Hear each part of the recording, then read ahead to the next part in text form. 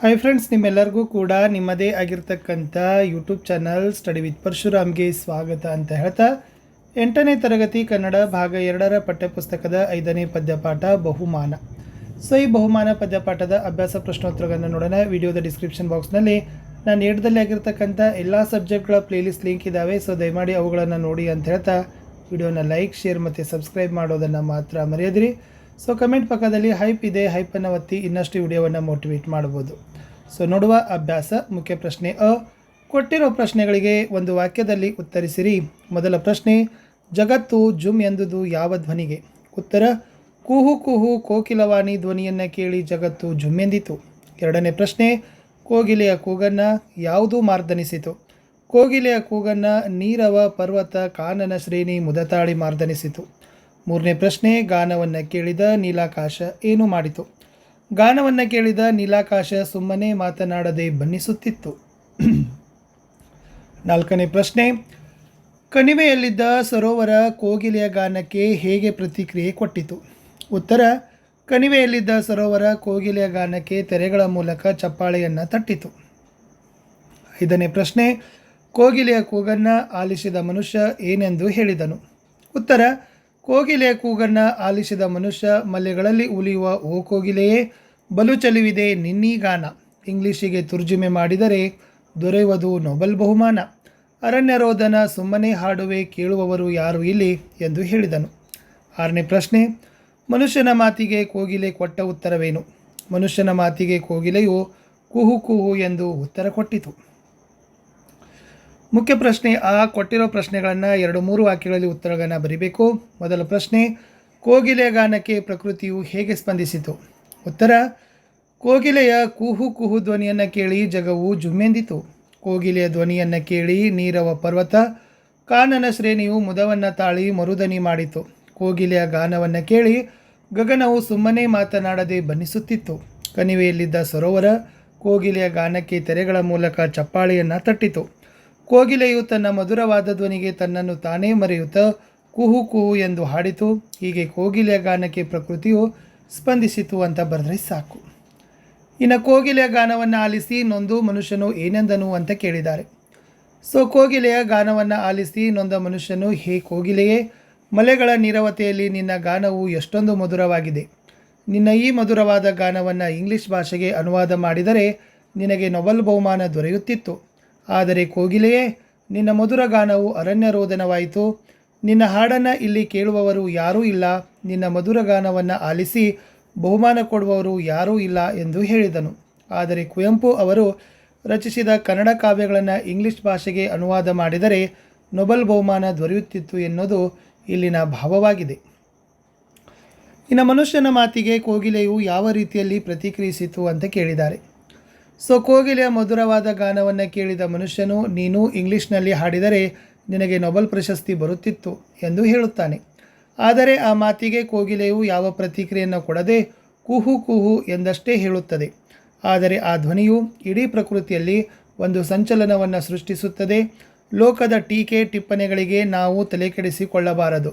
ನಮ್ಮ ಅಭಿವ್ಯಕ್ತಿಯನ್ನು ನಮ್ಮ ಮಾತೃಭಾಷೆಯಲ್ಲಿ ಮಾಡಿದರೆ ಅದು ಜೀವಂತಿಕೆಯಿಂದ ಕೂಡಿರುತ್ತದೆ. ಅನ್ಯ ಭಾಷೆಯಲ್ಲಿ ಅಭಿವ್ಯಕ್ತಿ ಮಾಡಿದರೆ ಅದು ಕೃತಕವಾಗುತ್ತದೆ. ನಾವು ಯಾವ ಕೆಲಸದಲ್ಲಿ ಪರಿಣಿತರೋ ಅದನ್ನು ಅತ್ಯಂತ ನಿಸ್ವಾರ್ಥದಿಂದ ಪ್ರಾಮಾಣಿಕತೆಯಿಂದ ಮಾಡಬೇಕು ಎನ್ನುವುದನ್ನು ಕೋಗಿಲೆಯ ಕುಹು ಕುಹು ಗಾನ ನಿರ್ಧರಿಸ್ತದೆ ಅಂತ ಬರೆದ್ರೆ ಸಾಕು. ಇನ್ನು ಕೊಟ್ಟಿರೋ ಪ್ರಶ್ನೆಯನ್ನು 8 ವಾಕ್ಯಗಳಲ್ಲಿ ಉತ್ತರಗಳನ್ನು ಬರೀಬೇಕು. ಮೊದಲ ಪ್ರಶ್ನೆ, ಕೋಗಿಲೆಯ ಗಾನಕ್ಕೆ ಪ್ರಕೃತಿ ಮತ್ತು ಮನುಷ್ಯರ ಪ್ರತಿಕ್ರಿಯೆಗಳು ಹೇಗಿದ್ದವು? ಸೊ ಕೋಗಿಲೆಯ ಕುಹು ಕುಹು ಧ್ವನಿಯನ್ನು ಕೇಳಿ ಜಗವು ಜುಮ್ಮೆಂದಿತು. ಕೋಗಿಲೆಯ ಧ್ವನಿಯನ್ನು ಕೇಳಿ ನೀರವ ಪರ್ವತ ಕಾನನ ಶ್ರೇಣಿಯು ಸಂತೋಷಗೊಂಡು ಮರುದನಿ ಮಾಡಿತು. ಕೋಗಿಲೆಯ ಗಾನವನ್ನು ಕೇಳಿ ಗಗನವು ಸುಮ್ಮನೆ ಮಾತನಾಡದೆ ಬಣ್ಣಿಸುತ್ತಿತ್ತು. ಕಣಿವೆಯಲ್ಲಿದ್ದ ಸರೋವರ ಕೋಗಿಲೆಯ ಗಾನಕ್ಕೆ ತೆರೆಗಳ ಮೂಲಕ ಚಪ್ಪಾಳೆಯನ್ನು ತಟ್ಟಿತು. ಕೋಗಿಲೆಯು ತನ್ನ ಮಧುರವಾದ ಧ್ವನಿಗೆ ತನ್ನನ್ನು ತಾನೇ ಮರೆಯುತ್ತಾ ಕುಹು ಕುಹು ಎಂದು ಹಾಡಿತು. ಹೀಗೆ ಕೋಗಿಲೆಯ ಗಾನಕ್ಕೆ ಪ್ರಕೃತಿಯು ಸ್ಪಂದಿಸಿತು.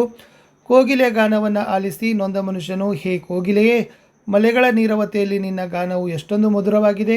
ನಿನ್ನ ಈ ಮಧುರವಾದ ಗಾನವನ್ನು ಇಂಗ್ಲಿಷ್ ಭಾಷೆಗೆ ಅನುವಾದ ಮಾಡಿದರೆ ನಿನಗೆ ನೊಬೆಲ್ ಬಹುಮಾನ ದೊರೆಯುತ್ತಿತ್ತು. ಆದರೆ ಕೋಗಿಲೆಯೇ, ನಿನ್ನ ಮಧುರ ಗಾನವು ಅರಣ್ಯ ರೋದನವಾಯಿತು. ನಿನ್ನ ಹಾಡನ್ನು ಇಲ್ಲಿ ಕೇಳುವವರು ಯಾರೂ ಇಲ್ಲ. ನಿನ್ನ ಮಧುರ ಗಾನವನ್ನು ಆಲಿಸಿ ಬಹುಮಾನ ಕೊಡುವರು ಯಾರೂ ಇಲ್ಲ ಎಂದು ಹೇಳಿದನು. ನೆಕ್ಸ್ಟ್ ಪ್ರಶ್ನೆ, ಕೋಗಿಲೆಯ ಕುಹುವಾಣಿಯನ್ನು ನಾವು ಹೇಗೆ ಅರ್ಥೈಸಿಕೊಳ್ಳಬೇಕು? ಬಹುಮಾನ ಎನ್ನುವ ಕುವೆಂಪು ಅವರ ಪುಟ್ಟ ಕವಿತೆಯು ಒಂದು ಸುಂದರವಾದ ಚಿತ್ರವನ್ನು ನಮಗೆ ಕಟ್ಟಿಕೊಡುತ್ತದೆ. ಮಲೆನಾಡಿನಲ್ಲಿ ಮರದ ಮೇಲೆ ಕುಳಿತ ಕೋಗಿಲೆಯು ಕುಹು ಕುಹು ಎಂದು ಮಧುರವಾಗಿ ಹಾಡುತ್ತಿತ್ತು. ಕೋಗಿಲೆಯ ಈ ಮಧುರವಾದ ಗಾನವನ್ನು ಕೇಳಿ ಜಗವು ಜುಮ್ ಎಂದು ಸಂತಸ ತಾಳಿತು. ಕೋಗಿಲೆಯ ಮಧುರವಾದ ಗಾನವನ್ನು ಕೇಳಿದ ಮನುಷ್ಯನು, ನೀನು ಇಂಗ್ಲಿಷ್ನಲ್ಲಿ ಹಾಡಿದರೆ ನಿನಗೆ ನೊಬೆಲ್ ಪ್ರಶಸ್ತಿ ಬರುತ್ತಿತ್ತು ಎಂದು ಹೇಳುತ್ತಾನೆ. ಆದರೆ ಆ ಮಾತಿಗೆ ಕೋಗಿಲೆಯು ಯಾವ ಪ್ರತಿಕ್ರಿಯೆಯನ್ನು ಕೊಡದೆ ಕುಹು ಕುಹು ಎಂದಷ್ಟೇ ಹೇಳುತ್ತದೆ. ಆದರೆ ಆ ಧ್ವನಿಯು ಇಡೀ ಪ್ರಕೃತಿಯಲ್ಲಿ ಒಂದು ಸಂಚಲನವನ್ನು ಸೃಷ್ಟಿಸುತ್ತದೆ. ಲೋಕದ ಟೀಕೆ ಟಿಪ್ಪಣಿಗಳಿಗೆ ನಾವು ತಲೆ ಕೆಡಿಸಿಕೊಳ್ಳಬಾರದು. ನಮ್ಮ ಅಭಿವ್ಯಕ್ತಿಯನ್ನು ನಮ್ಮ ಮಾತೃಭಾಷೆಯಲ್ಲಿ ಮಾಡಿದರೆ ಅದು ಜೀವಂತಿಕೆಯಿಂದ ಕೂಡಿರ್ತದೆ. ಅನ್ಯ ಭಾಷೆಯಲ್ಲಿ ಅಭಿವ್ಯಕ್ತ ಮಾಡಿದರೆ ಅದು ಕೃತಕವಾಗುತ್ತದೆ. ನಾವು ಯಾವ ಕೆಲಸದಲ್ಲಿ ಪರಿಣಿತರೋ ಅದನ್ನು ಅತ್ಯಂತ ನಿಸ್ವಾರ್ಥದಿಂದ ಪ್ರಾಮಾಣಿಕತೆಯಿಂದ ಮಾಡಬೇಕು ಎನ್ನುವುದನ್ನು ಕೋಗಿಲೆಯ ಕುಹು ಕುಹು ಗಾನವು ಧ್ವನಿಸುತ್ತದೆ. ಅಂದರೆ ಕುವೆಂಪು ಅವರು ರಚಿಸಿದ ಕನ್ನಡ ಕಾವ್ಯಗಳನ್ನು ಇಂಗ್ಲಿಷ್ ಭಾಷೆಗೆ ಅನುವಾದ ಮಾಡಿದ್ದರೆ ನೊಬೆಲ್ ಬಹುಮಾನ ದೊರೆಯುತ್ತಿತ್ತು ಎನ್ನುವುದು ಇಲ್ಲಿಯ ಭಾವವಾಗಿದೆ.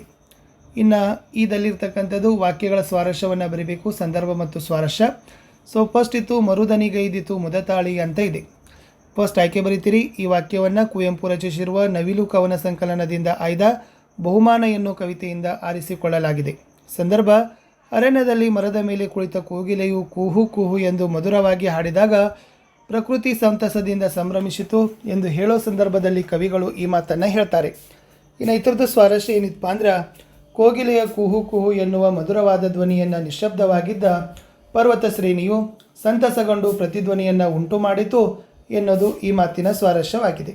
ಇನ್ನು ಸೆಕೆಂಡ್ ಒನ್, ಬಲು ಚೆಲುವಿದೆ ನಿನ್ನೀಗಾನ ಅಂತ ಇದೆ. ಆಯ್ಕೆ, ಈ ವಾಕ್ಯವನ್ನು ಕುವೆಂಪು ರಚಿಸಿರುವ ನವಿಲು ಕವನ ಸಂಕಲನದಿಂದ ಆಯ್ದ ಬಹುಮಾನ ಎನ್ನುವ ಕವಿತೆಯಿಂದ ಆರಿಸಿಕೊಳ್ಳಲಾಗಿದೆ. ಸಂದರ್ಭ, ಅರಣ್ಯದಲ್ಲಿ ಮರದ ಮೇಲೆ ಕುಳಿತ ಕೋಗಿಲೆಯು ಕುಹು ಕುಹು ಎಂದು ಮಧುರವಾಗಿ ಹಾಡಿದ ಧ್ವನಿಯನ್ನು ಕೇಳಿದ ಮನುಷ್ಯನು ಸಂತಸದಿಂದ ನುಡಿದ ಸಂದರ್ಭದಲ್ಲಿ ಈ ಮಾತು ಬಂದಿದೆ. ಸ್ವಾರಸ್ಯ, ನಿಶಬ್ದವಾದ ಪರ್ವತ ಕಾನನ ಶ್ರೇಣಿಯ ಮರದ ಮೇಲೆ ಕುಳಿತು ಹಾಡಿದ ಕೋಗಿಲೆಯ ಮಧುರವಾದ ಧ್ವನಿಯನ್ನು ಕೇಳಿ ಮನಸೋತ ಮನುಷ್ಯನು ತನ್ನ ಮೆಚ್ಚುಗೆಯನ್ನು ವ್ಯಕ್ತಪಡಿಸಿರುವುದು ಈ ಮಾತಿನ ಸ್ವಾರಸ್ಯವಾಗಿದೆ. ಥರ್ಡ್ ಒನ್, ಅರಣ್ಯ ರೋದನ ಸುಮ್ಮನೆ ಹಾಡುವೆ.